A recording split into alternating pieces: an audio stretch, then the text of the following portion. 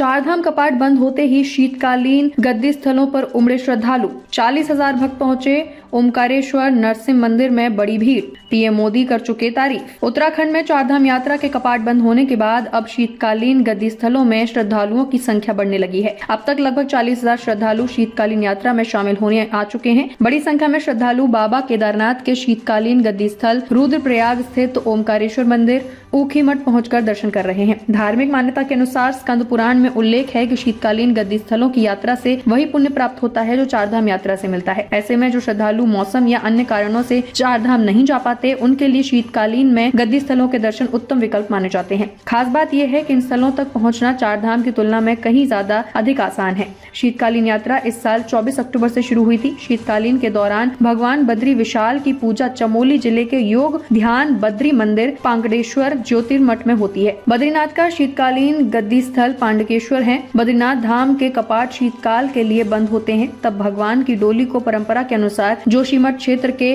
पांडकेश्वर में ले जाया जाता है, जहां पर शीतकालीन पूजा होती है। बद्रीनाथ हाईवे पर ज्योतिर्मठ से 24 किलोमीटर आगे 6,298 फीट की ऊंचाई पर स्थित योग ध्यान बद्री मंदिर सप्त बद्री मंदिरों में से एक माना जाता है। शीतकाल में यहाँ भगवान बद्री विशाल के प्रतिनिधि उद्धव जी और कुबेर जी की पूजा होती है। ये मंदिर पांडव काल से जुड़ा माना जाता है। भगवान केदारनाथ यानी कि भगवान शिव की गद्दी स्थल शीतकाल में ऊखीमठ स्थित ओमकारेश्वर मंदिर में बाबा केदार विराजमान है। ये स्थान केदारनाथ जी का शीतकालीन निवास होता है। यहाँ 6 महीने तक केदारनाथ जी की पूजा वैदिक रीति रिवाजों से होती है। 4,300 फीट की ऊंचाई पर स्थित ये प्राचीन मंदिर भगवान केदारनाथ के साथ साथ द्वितीय केदार मध्यमेश्वर का भी शीतकालीन गद्दी स्थल है। यहाँ से श्रद्धालु गुप्त काशी स्थित विश्वनाथ मंदिर, त्रियुगी नारायण, कालीमठ और महर्षि अगस्त्य मंदिर के दर्शन भी कर सकते हैं।